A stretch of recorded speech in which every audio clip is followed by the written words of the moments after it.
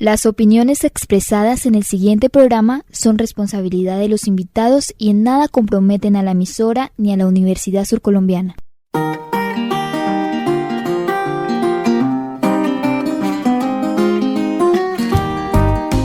Leyes, estatutos, códigos y procedimientos, todos los martes en el consultorio jurídico. Radio Universidad Surcolombiana 89.7 FM, la radio de pensamiento universal.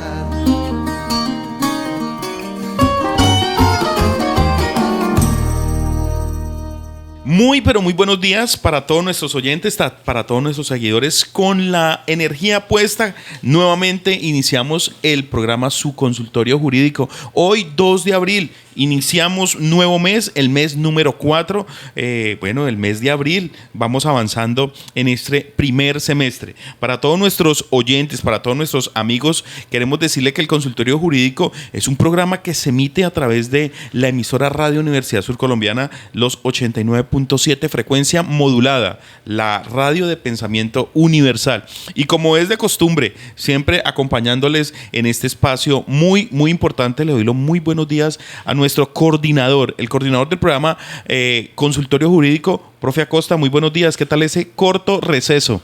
Juan Pablo, un corto receso de mucha reflexión.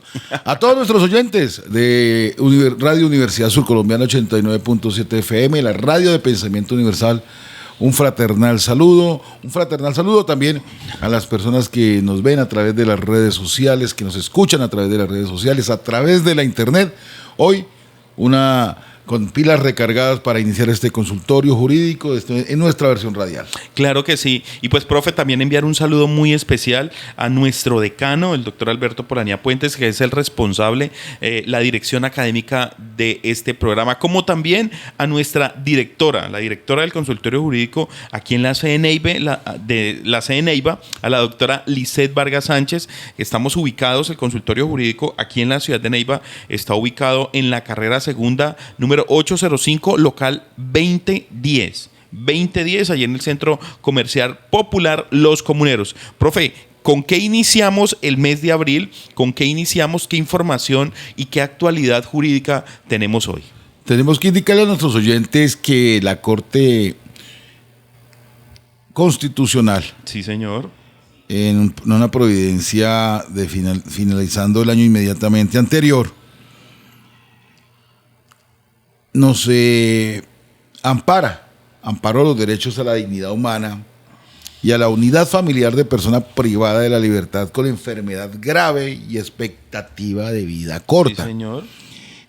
La Corte Constitucional ampara los derechos a la dignidad humana y a la unidad familiar de una persona privada de la libertad con enfermedad grave y expectativa de vida corta, y ordena al Instituto Nacional Penitenciario y Carcelario, al INPEC, formar a su personal para que cuente con las aptitudes necesarias para resolver las peticiones de las personas privadas de la libertad desde un enfoque de sus derechos.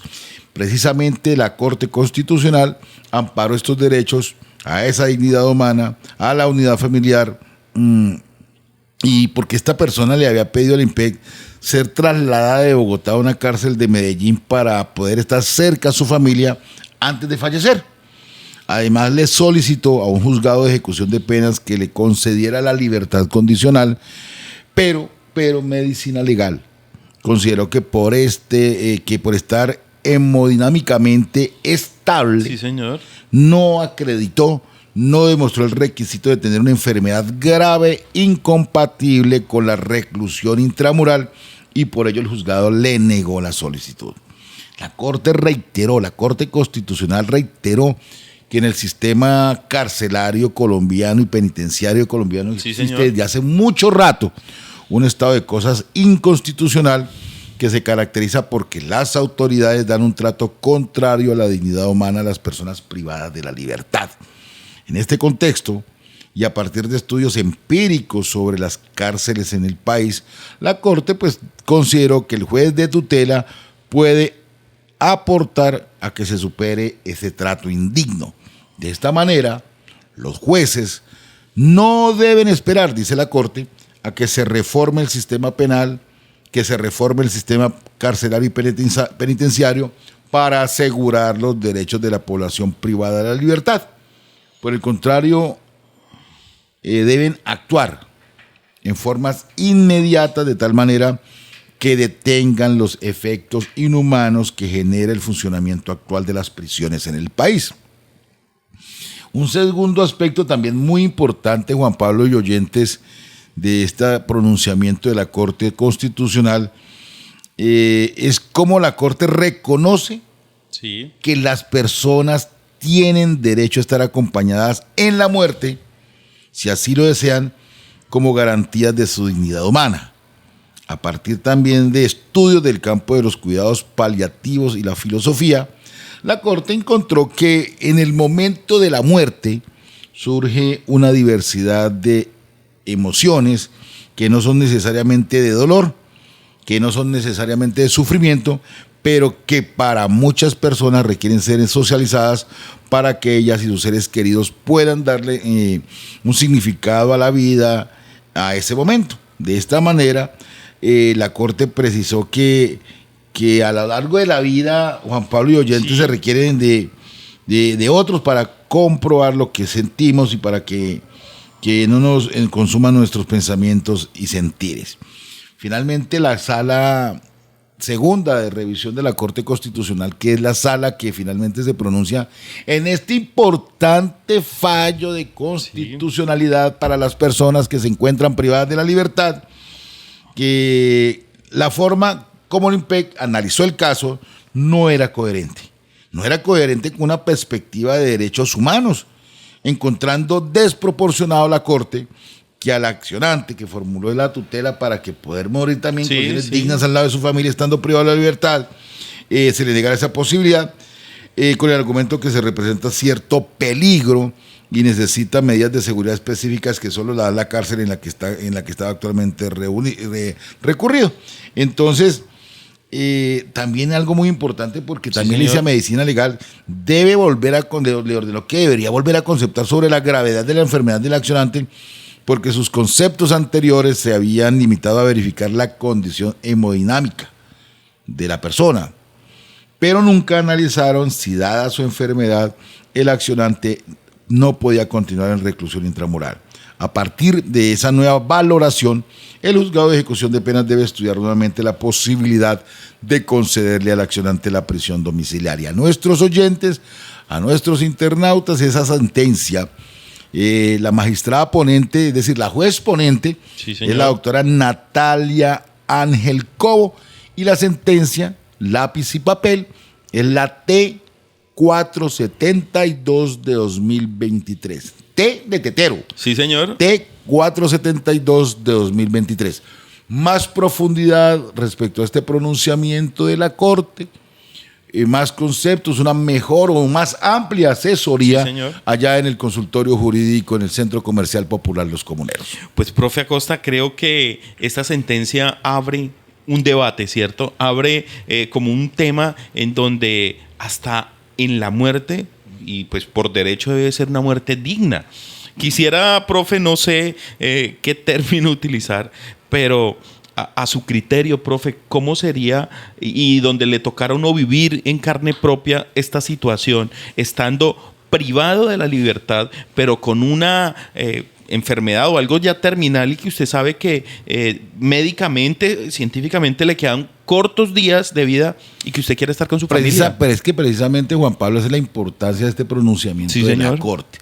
Porque es que está poniendo en el escenario judicial los conceptos de medicina legal, porque es que, claro, nuestra normatividad procesal penal indica que usted tiene derecho inclusive a una libertad, a una detención domiciliaria, siempre y cuando un perito o medicina legal le certifiquen, le dictaminen que su enfermedad es muy grave, ni siquiera grave, sino muy grave, y que esa enfermedad muy grave es incompatible con su reclusión intramural. De acuerdo. Entonces, lo que le está diciendo, vea, es que este ciudadano quiere primero que lo trasladen de cárcel, está enfermo. Sí. Es más, la misma, según el contexto del fallo, le está diciendo, vea, es que hemodinámicamente usted es estable, pero entonces es que esa estabilidad que le garantiza entonces la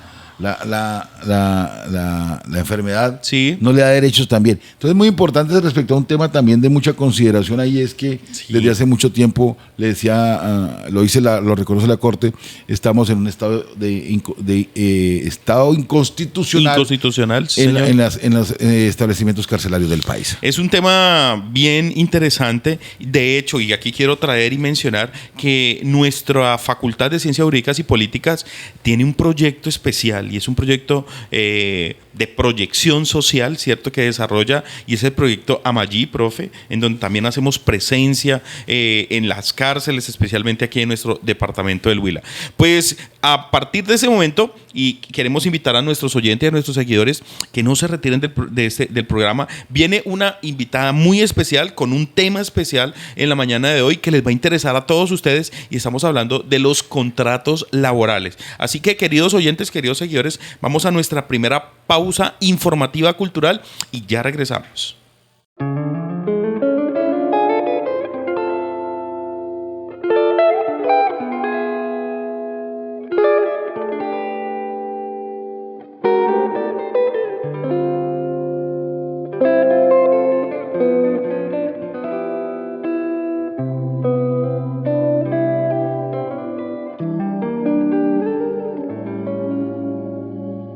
Locura mía,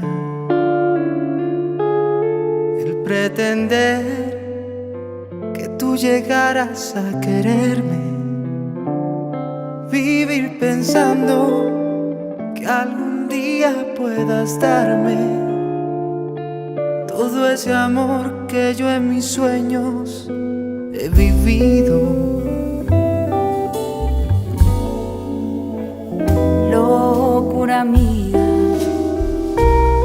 creer que tú podrías cambiar mi cruel destino, si ya son tantos los fracasos que he vivido, que debería acostumbrarme a mi amargura.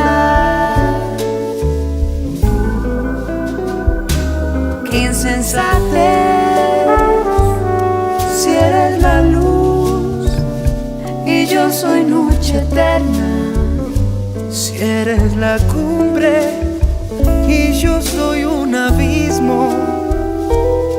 Locura mía el pretender que fueras mía. Qué insensatez, si eres la luz y yo soy noche eterna, si eres la cumbre y yo soy un abismo. Locura mía el pretender que fueras mía.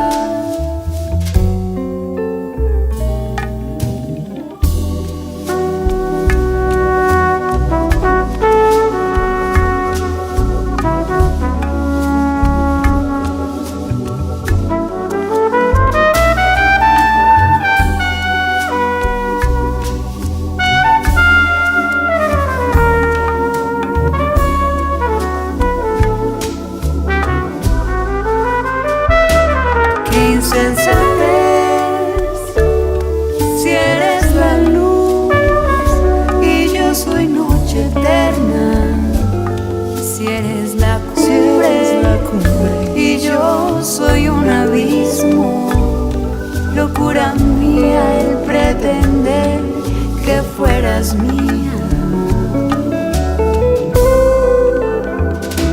Qué insensatez, si eres la luz y yo soy noche eterna, si eres la cumbre y yo soy un abismo. Locura mía el pretender que fueras mía.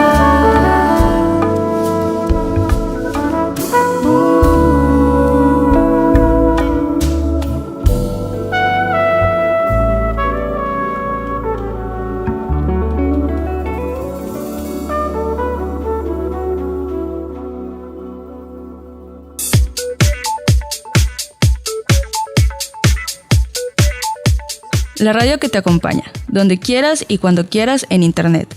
Visita www.radiousco.edu.co o descarga la app Radio Usco.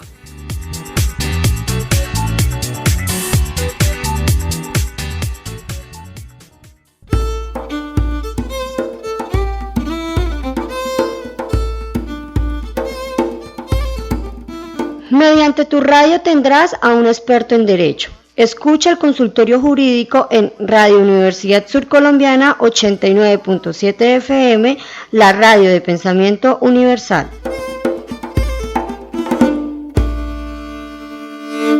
Avanzamos en su programa, el consultorio jurídico, y en esta oportunidad con una invitada muy especial. Hablamos de la doctora Diana Marcela Rincón Andrade, abogada, especialista en Derecho Laboral y Relaciones Industriales, Derecho Administrativo e Instituciones Jurídicas Procesales, magíster en Derecho Público, abogada litigante y docente universitaria. Y aparte de eso, tenemos el gusto y el privilegio de tenerla como asesora allí en nuestro consultorio jurídico. Profe Diana, muy buenos días, les saluda esta mesa de trabajo. Muy buenos días para ustedes, para los oyentes. Muchas gracias por la invitación y esperamos esta charla sea productiva y amena para todo el que nos está escuchando. No, doctora Diana, para nosotros es motivo de un gusto tenerla. Es gusto tenerla acá. Habida cuenta también que las preguntas de nuestros usuarios en el consultorio jurídico tienen mucha relación con el tema laboral, pero por sobre todo en lo que vamos a hablar en la mañana de hoy, en lo relacionado con el contrato de trabajo, las formalidades del contrato de trabajo, porque es que encontramos que a veces se abusa de los derechos del trabajador por el desconocimiento precisamente de esos derechos. ¿Por qué no sabe? Doctora Diana, en materia de las formalidades del contrato de trabajo, ¿cómo está el estado jurídico hoy en materia laboral? Bueno, doctor, pues sí, en efecto, muchas preguntas surgen a raíz de determinar si existe o no existe una verdadera relación laboral.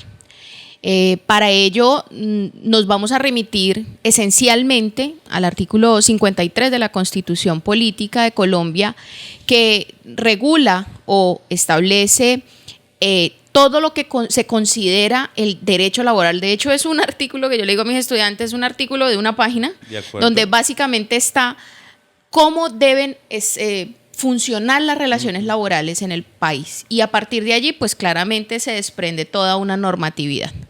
Pero más allá de eso, dentro de este artículo se reconoce que el principio, diría yo, básico, fundamental del derecho laboral, y es la primacía de la realidad sobre las formas. Y de ahí se desprende todo el discurso laboralista que nuestros usuarios reciben en el día a día, y es que básicamente tenemos muchos usuarios que piensan que por el hecho de no haber suscrito un contrato, es decir, algo físico, exacto, un documento que dijera contrato de trabajo, pues no es un contrato de trabajo. Entonces, lo primero que debemos decir es, no, el contrato de trabajo existe únicamente mientras usted demuestra 3 elementos fundamentales de la relación laboral. Entonces, ¿cuál es? La remuneración, es decir, un pago. A mí me pagan por algo. Sí, señora. 2, la prestación personal del servicio, o sea, yo voy y cumplo la actividad. Yo no mando a nadie, yo mismo, exacto, yo mismo. Y el tercero y más importante, que es que el que realmente diferencia de otro tipo de relaciones contractuales, la subordinación. Yo cumplo una labor y me pagan por esa labor, pero adicionalmente cumplo órdenes, estoy sometida a la voluntad de alguien que me manda, ¿verdad? Y fuera de eso, realizo actividades en el sitio en donde me imponen hacerla. O sea, yo no lo puedo hacer donde yo quiera. Subordinación es la hora y el lugar donde me ponen a hacer Por ejemplo, algo. Claro, hay muchísimos indicios para determinar qué es subordinación, pero básicamente para que lo entendamos es cumplir órdenes. Subordinación es no ser independiente, precisamente. Justamente estar bajo la voluntad de lo que el contratante o empleador me diga qué hacer, cómo hacer, dónde hacerlo y para quién. ¿Ok? De acuerdo. Entonces, Solamente demostrando estos 3 elementos de la relación laboral, yo puedo establecer que ya existe un contrato de trabajo. Entonces, digamos que cuando hablamos de aspectos formales del contrato de trabajo, claro, por supuesto los hay. Hay circunstancias que necesariamente, por ejemplo, tienen que estar escritas. Pensemos en el periodo de prueba. De acuerdo. ¿Sí? A mí no me pueden imponer un periodo de prueba sin que esté escrito. Si no está escrito, no hay. De acuerdo. Anteriormente, digamos antes del 2019, a las únicas personas que se les presumía sin estar escrito el periodo de prueba era a los trabajadores del servicio doméstico. ¿Sí? De acuerdo. De hecho, la normatividad establecía que una persona tenía que tener por escrito el periodo de prueba, excepto en los casos de los servicios domésticos, que se presumían 15 días, los primeros 15 días. Pero esto fue, digamos, revisado por la Corte Constitucional en una sentencia del 2019 y dice, no hay una explicación objetiva que permita esa distinción, esa discriminación. No podemos tratarlos diferentes por el hecho de ser trabajadores del servicio doméstico. No podemos tratarlos diferentes, de manera que si no está escrito, a nadie se le presume un periodo de prueba.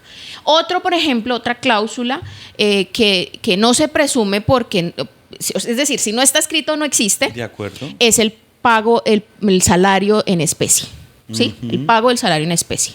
Si usted no lo pacta por escrito, se considerará que lo que está recibiendo es el salario y si le está pagando, no sé, por vivienda o comida, otra parte del salario, pues realmente no se lo está pagando y se lo está debiendo. De acuerdo. Entonces tiene que quedar por escrito claro, qué es lo que se paga por especie o en especie más bien, cuánto vale ese salario en especie, ¿cierto?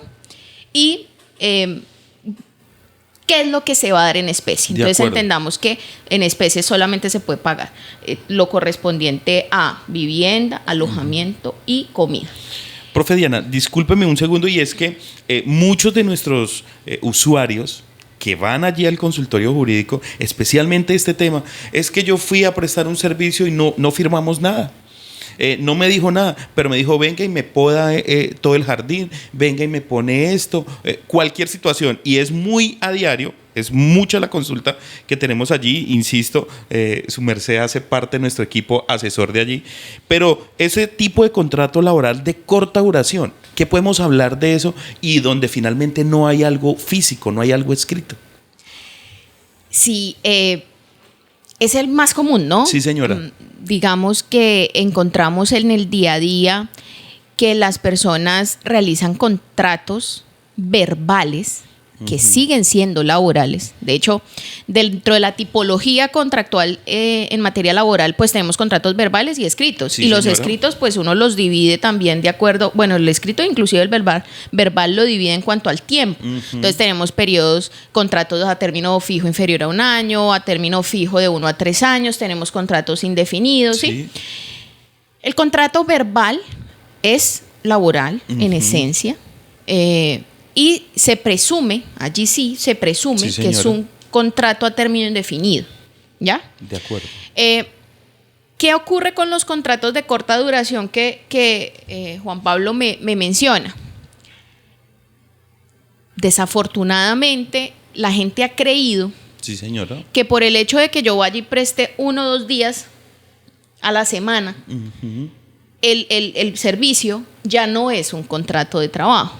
De acuerdo. Y es una errónea creencia. De hecho, está uno arriesgándose a, por ejemplo, como empleador, sufrir las consecuencias de no pagar los derechos laborales. Miren, es que es común, súper común. El caso, por ejemplo, de las empleadas de servicio doméstico que van por días, ¿cierto? Sí, señora. Entonces, viene la señora, no, lo que pasa es que la misma empleada, yo iba, planchaba 1 día a la semana. Entonces, yo tenía un contrato de prestación de servicios. Y uno le dice, no, vamos a aclarar. Sí. El hecho de que tengas un contrato muy corto, Sí. en periodos, digamos, de muy cortos, 1, 2 días, 4 días al mes, no significa que no sea un contrato laboral. De suerte que la prestación de ese día de servicio implica que durante ese día la trabajadora tiene derecho a su salario, a su pago de prestaciones sociales en proporción con el tiempo laborado, el pago de su seguridad social en las condiciones en que establece las normas, por ejemplo, para casos especiales de trabajos por días. Todo a proporción. Y todo a proporción. De acuerdo. Todo a proporción. Entonces, cometemos el error de pensar que por esa dificultad o esa cantidad de tiempo en el que presta el servicio no es un contrato laboral, y eso es erróneo.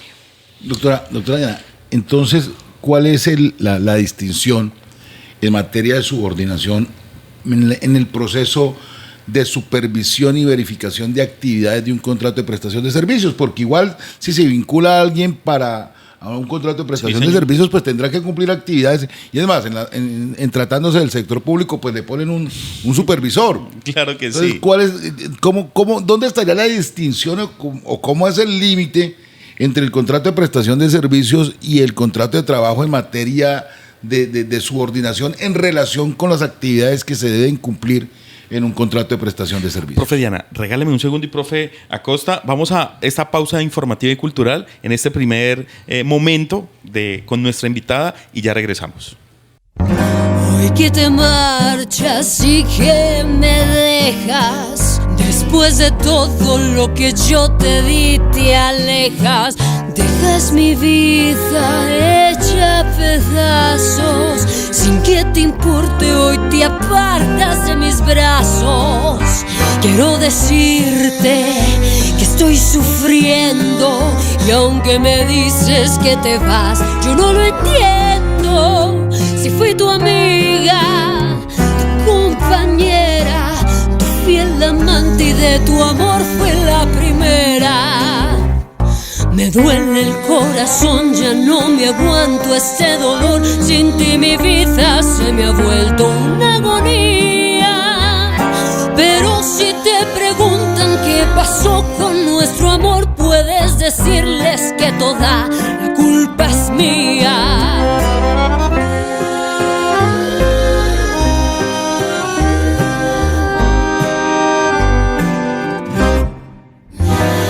Estoy cansada de estar bebiendo, pasar las noches despechadas mi tormento. Si tú supieras que me haces falta, mi cama está vacía y eso a mí me mata. Quiero decirte que estoy sufriendo, y aunque me dices que te vas, yo no lo entiendo. Si fui tu amiga, tu compañera, tu fiel amante, y de tu amor fui la primera. Me duele el corazón, ya no me aguanto este dolor. Sin ti mi vida se me ha vuelto una agonía. Pero si te preguntan qué pasó con nuestro amor, puedes decirles que toda la culpa es mía. Me duele el corazón, ya no me aguanto este dolor. Sin ti mi vida se me ha vuelto una agonía.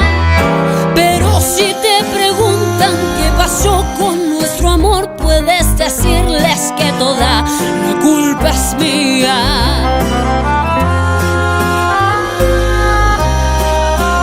Puedes decirles que toda la culpa es mía. Puedes decirles que toda la culpa es mía.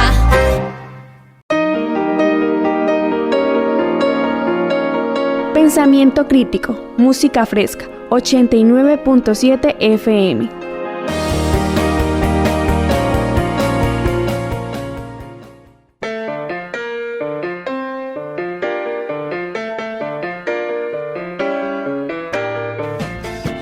Esta es HJM 61, emisora de la Universidad Surcolombiana, principal centro de educación superior del sur del país.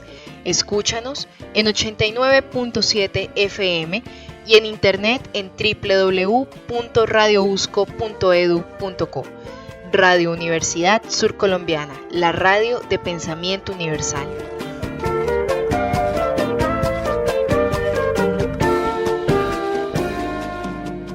Institución sujeta a inspección y vigilancia por el Ministerio de Educación Nacional.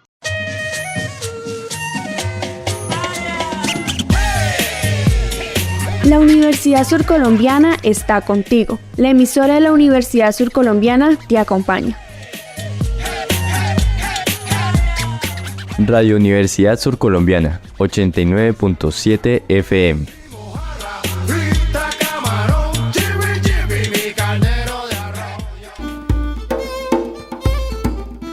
Mediante tu radio tendrás a un experto en derecho. Escucha el consultorio jurídico en Radio Universidad Surcolombiana 89.7 FM, la radio de pensamiento universal. Avanzamos en su programa El Consultorio Jurídico. Y mi profe Acosta, esa pregunta, antes de entrar a la pausa informativa, bien interesante. Esa línea delgada en distinguir este tipo de contrato, profe. Sí, básicamente en el tema de la independencia, en el tema de la subordinación, doctora Diana. Claro que sí, doctor. Bien, pues esa es finalmente el punto clave para poder establecer si en efecto se trata de un contrato laboral o no. De acuerdo. Entonces, digamos que la jurisprudencia ha tratado de definir y distinguir cuáles son esas órdenes y directrices que se enmarcan dentro del presupuesto de subordinación y cuáles no. Uh-huh. Claro, el doctor Jorge lo ha dicho. Yo como contratista, y aún siendo independiente, pues no puedo entregar el trabajo cuando yo quiera. Correcto. ¿Sí? Claro. Yo tengo un plazo. Es más, si yo quiero ir a hacer una visita al sitio del contrato, yo no puedo ir a las 10 de la noche porque yo trabajo de noche. No, o sea, porque obviamente está, y no significa que estoy cumpliendo horario. De manera que los requisitos, digamos que se han relacionado en la jurisprudencia, los podemos resumir o integrar en 3 tipos de subordinación. ¿Okay? Entonces encontramos una subordinación de tipo técnico que es relacionada con el tema jerárquico. De acuerdo. Reconocer que existe alguien al que yo le debo obedecer. Jefes. Un jefe, exacto. Y que se reconozca como jefe. ¿Ya? Entonces, eso por un lado. Pero digamos, eso solamente pues ya tampoco sería subordinación, en la medida que si eres igual contratista independiente, pues sí, tendrás seguramente un supervisor al que tendrás que darle de alguna u otra manera un informe mensual. Es el nombre que se le pone, supervisor. Ok, sí. Pero cuando hablamos de este criterio jerárquico, pues estamos yéndonos más allá, a esa persona que realmente controla tus actividades, a la que realmente tienes que pedirle autorización, por ejemplo, para salir, retirarte por alguna situación personal, médica, bueno, familiar, lo que sea. Ese criterio como de obediencia, esa persona a la que realmente tú le debes obediencia. El otro criterio que encontramos en la jurisprudencia es un criterio económico, ¿ya? Y ese se refiere más a esa imposibilidad que tiene un trabajador de tomar decisiones respecto a presupuesto. De acuerdo. Entonces, pongamos un ejemplo. Siendo abogada asesora, verdadera contratista. Sí, señora. Pues si se me dañó mi impresora, yo fui, compré una y repuse y seguí trabajando. Si se me dañó mi computador o si se me va, está como lento, yo lo mando a configurar, a formatear, exacto. Si necesita hojas para imprimir, yo voy y las compro. De acuerdo. ¿Sí? Que si me estoy viendo alcanzada, entonces yo simplemente contrato a una persona para que me colabore. Como empleado, no. Ya. Porque necesito autorización de alguien para poder tomar ese tipo de decisiones. De acuerdo. Entonces o que me suministre esas herramientas. Exacto. Yo presto el servicio en una entidad como contratista. Sí, señora. Pero el computador es de la entidad, la impresora es de la entidad, las hojas son de la entidad, el personal es de la entidad, el personal que yo requiero para la prestación del servicio es de la entidad. De manera que yo no le puedo decir, ¿sabe que voy a necesitar otra persona? Entonces yo la contrato. No, perdóneme, usted tiene que hacer todo un proceso. De acuerdo. ¿Ves? Entonces ahí ya empieza a haber diferencia marcada. Y el tercer criterio sería un criterio jurídico jurídico laboral, y es más entonces respecto a ese facultad de órdenes directrices, que el memorando, que el llamado de atención, que usted no me cumplió el reglamento interno. Que como contratista no lo debo tener. Que como contratista exactamente no lo debes tener. Obvio, dentro de un contrato, lo mínimo que usted tiene es un objeto contractual, sí, señora, y unas condiciones. Sí. Pero más allá de eso, usted no tiene a alguien que le esté diciendo ese tema del orden, mando, de acuerdo, unas directrices permanentes, continuas de todo el tiempo. Hace 3 días tal vez estaba revisando un caso y el señor viene y me muestra el contrato de prestación de servicios. Y en el contrato de prestación de servicios decía, por ejemplo, sí, señora, no ausentarse del lugar del trabajo sin autorización de su jefe inmediato. Subordinación. Es decir, perdóneme, usted es independiente, ¿cómo Claro. así que no puede salir del sitio de trabajo sin? Es decir, usted tiene un sitio de trabajo ahí, en la de ahí. empresa.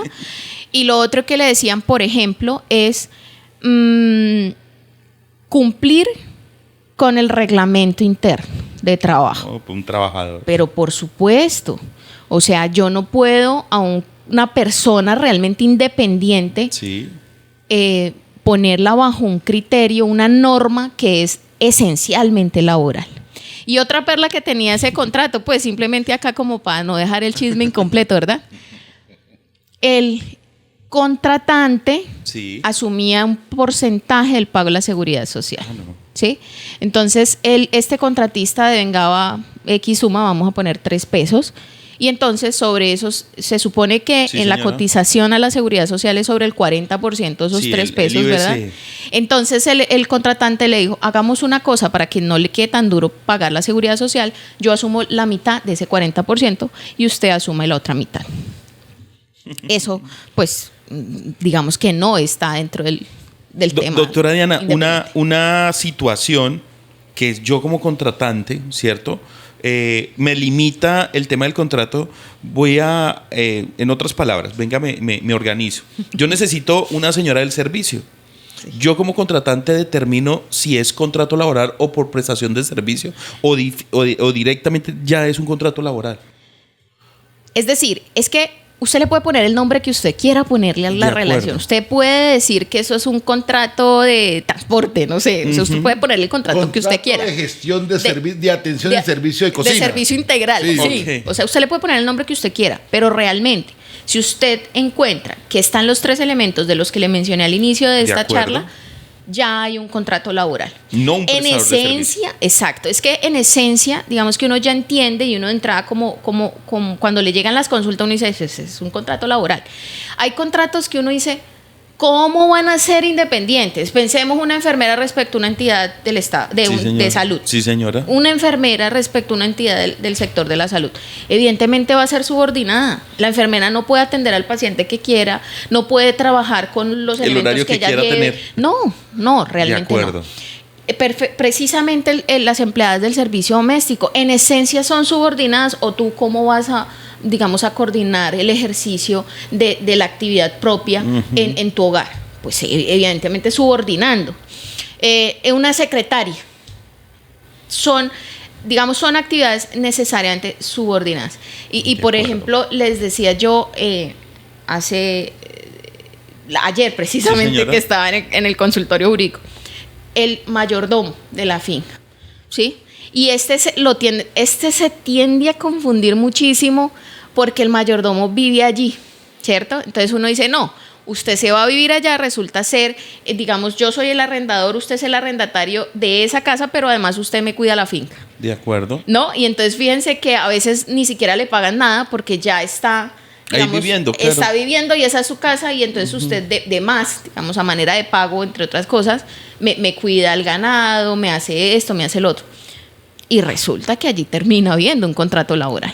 De acuerdo. Doctora Diana, ya en el sustrato de la formalidad, dice el usuario, hermano, estoy muy jodido, necesito trabajar como sea, y el señor ese me vinculó y me dice en el contrato que yo acepto ganar menos del salario mínimo, o sea, que me paga $1.000.000 y yo firme. Pero es que además en el contrato dice que yo renuncio al pago de mis derechos pensionales y renuncio al cobro de horas extras. ¿Qué podemos decir a ese usuario que por la necesidad tiene que trabajar bajo esas condiciones, doctora Diana? Dice, pues como el contrato lo dice, entonces ya, ¿para qué reclamo si el contrato lo dice? Claro. Miren, es que digamos que la relación laboral es como tan inherente a la condición humana, ¿verdad? O sea, de allí que digan que pues el trabajo dignifica al hombre y a la mujer, ¿de acuerdo? Entonces, son casos del día a día. La misma norma prevé esta situación y es proteger al trabajador del mismo. Claro. ¿Y cómo se protege al trabajador del mismo? O hay un principio fundamental de las relaciones laborales y es la primacía de la realidad sobre las formas. Profe, perdón. No. Es que genera esto mucho apasionamiento, podemos llamarlo, como que nos sentimos como usuarios, nos sentimos como atentos a recibir el servicio. Pero es importante para nuestros oyentes y nuestros usuarios que cualquier duda, cualquier inquietud, cualquier situación que usted no comprenda, que usted diga, oiga, yo ahorita estoy trabajando, me están por prestación de servicio o estoy vinculado a esto, pero hay otras condiciones, pues están nuestros asesores, está el consultorio jurídico, está nuestra doctora Diana allí para poderle asesorar y atender. Vamos nuevamente a nuestra pausa informativa y cultural y ya regresamos con este tema bien interesante que hoy nos acompaña nuestra doctora Diana.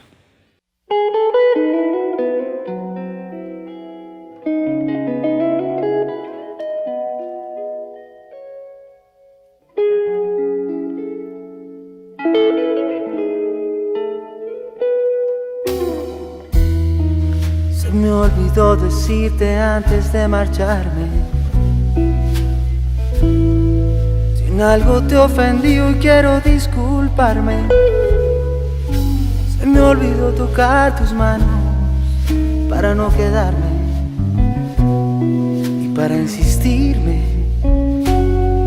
para ubicarte en mi pasado. Tengo que irme porque este amor se ha congelado.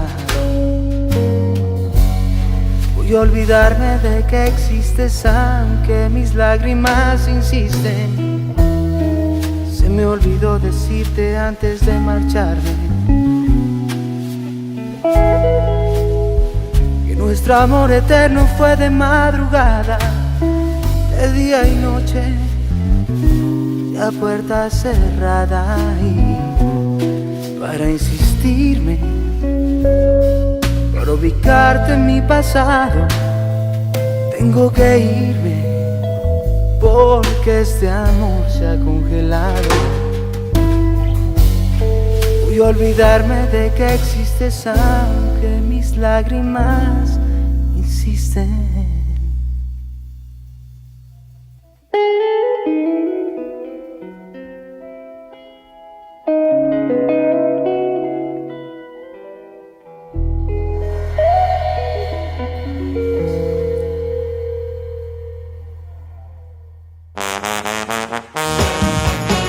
Seamos amigos, comparte con nosotros.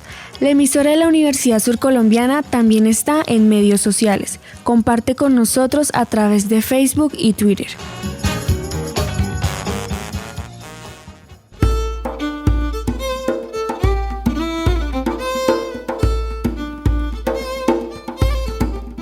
Mediante tu radio tendrás a un experto en derecho. Escucha el consultorio jurídico en Radio Universidad Surcolombiana 89.7 FM, la radio de pensamiento universal.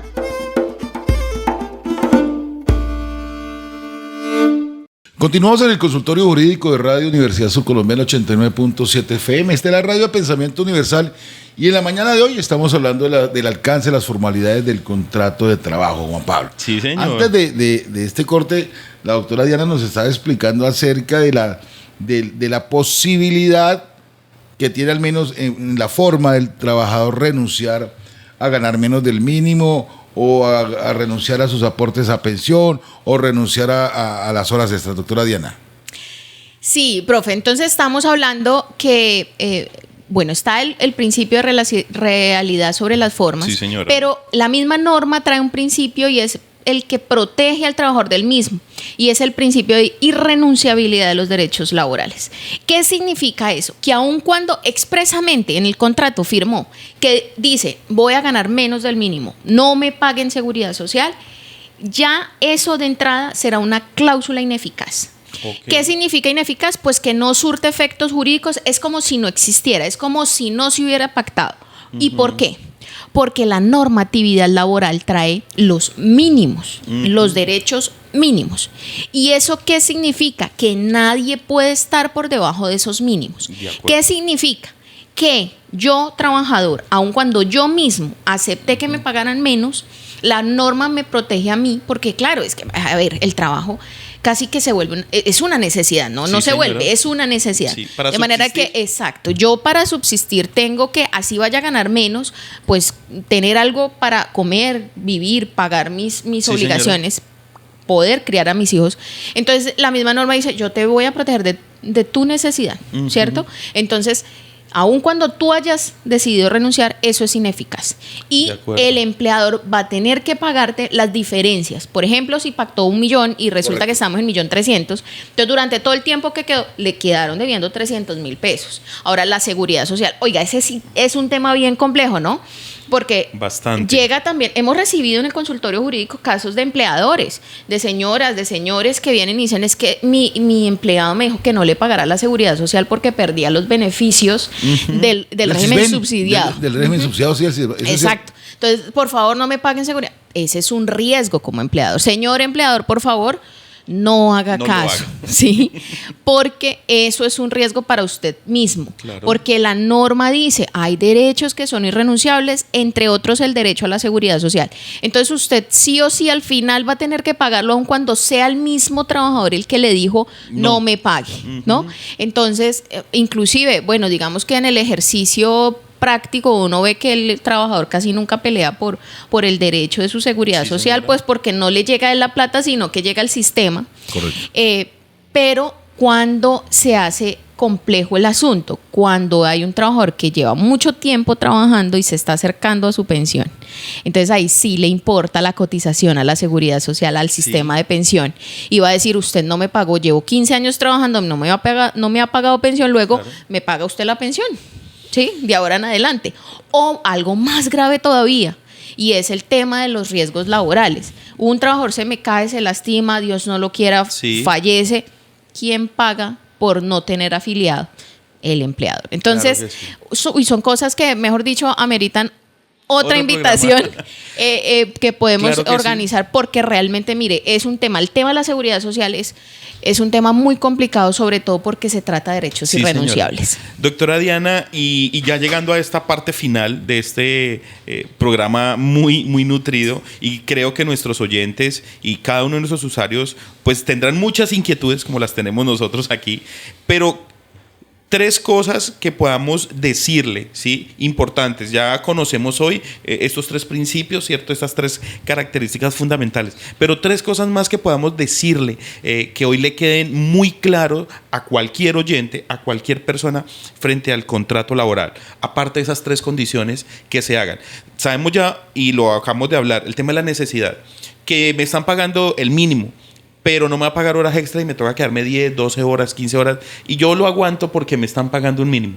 ¿Qué podemos decirle a todos esos usuarios, a todas esas personas que hoy sí se les están pagando un salario mínimo, pero que ven alguna anomalía en su contrato? Permítame, antes de que la pregunta, es que ya me acabo de acordar de algo que nos pasó inclusive en un turno de consultorio jurídico. Sí, señor. Y es, oye, doctora Diana, ese contrato verbal en materia probatoria, el término se presume 1 año. ¿Cómo se maneja eso? Porque es que nos preguntaron allá y pues a veces uno se entiende. Sí, señor. No, es que yo no tengo contrato, pero vengo trabajando desde hace 6 meses con este señor y me acaba de echar. Claro que sí. Bien. De hecho, puedo responder las ambas preguntas con un tema, y es, mire, la norma también trae muchos derechos de tipo sustancial que son supremamente importantes, pero que a la final no pueden materializarse por la falta de la prueba. De acuerdo. ¿Sí? Entonces, para responderle al profesor, digamos que el contrato verbal, como es verbal, pues no hay nada escrito, Sí, ¿verdad? señora. Entonces se presumirá un contrato indefinido. ¿Qué significa que se presuma? Pues que admite prueba en contrario. Entonces yo, empleador, tendré que la carga de la prueba, pues porque se Sí, invierte, señora. ¿verdad? Y yo como empleador tendré que demostrar que a él no lo contraté de manera indefinida, sino que lo contraté únicamente para que me hiciera una obra, por ejemplo. Sí, señora. Entonces yo ahí tengo la carga de la prueba de mostrar que ese contrato no era indefinido, sino que era por términos fijos, por término de obra labor, ¿ya? De acuerdo. Y por otro lado, una de las cosas y aspectos fundamentales, además de lo que ya hemos hablado en esta charla, es precisamente eso, el material probatorio que se debe aportar para efectos de probar esas relaciones laborales.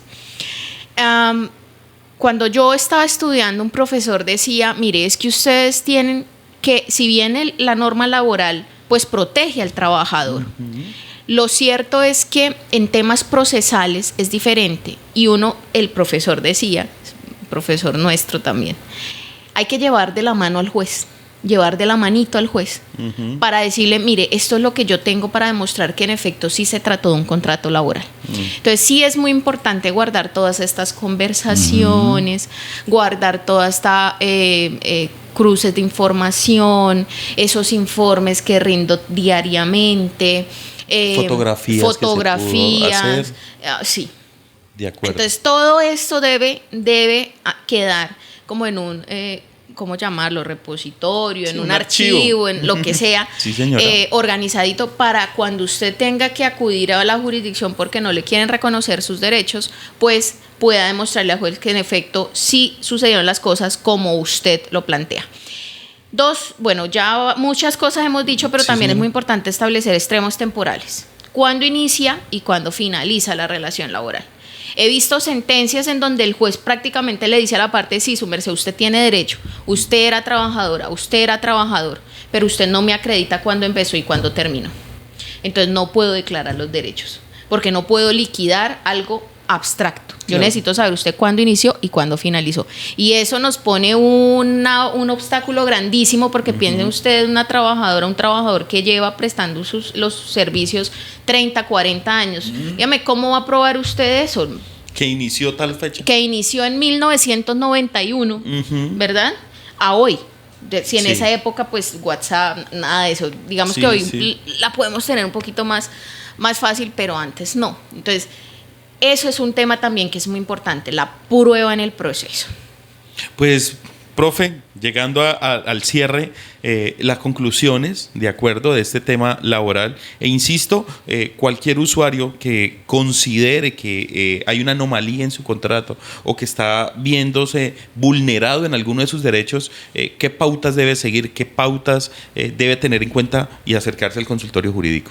Claro que sí, mira, nosotros, digamos, de hecho ya tenemos como un paso a paso en cuanto a la atención, Sí, señora. cuando se trata de aspectos laborales.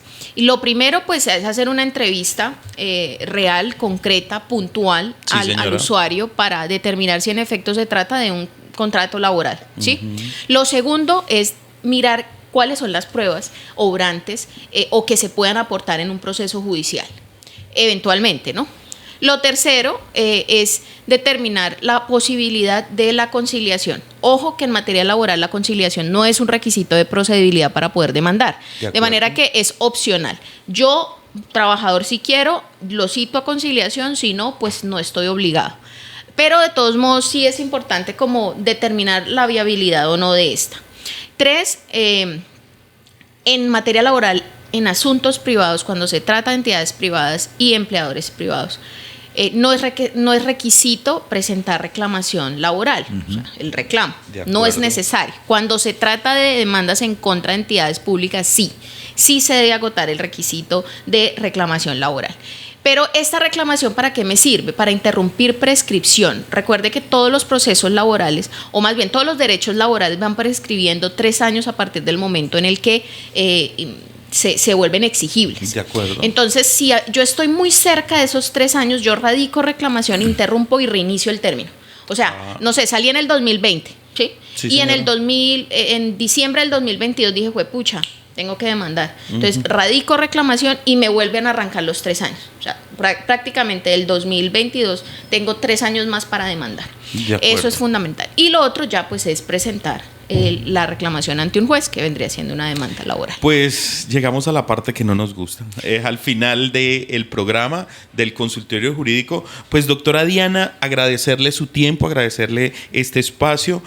Yo estoy muy seguro que con este programa oyentes diferentes van a ir allí a nuestro consultorio, porque siempre van a haber dudas, siempre van a haber inquietudes. Insistimos en que los micrófonos de la Radio Universidad Surcolombiana estarán abiertos. Es un gusto compartir con usted esta mesa de trabajo. Y mi profe Acosta, llegamos al final, iniciamos mes de abril. En este mes vamos a tener muy buenos invitados también. Efectivamente, Juan Pablo, a todos nuestros oyentes, a los internautas que se conectan a través de las redes sociales, a través de la misma internet, un abrazo especial, un saludo especial a la doctora Diana Marcela.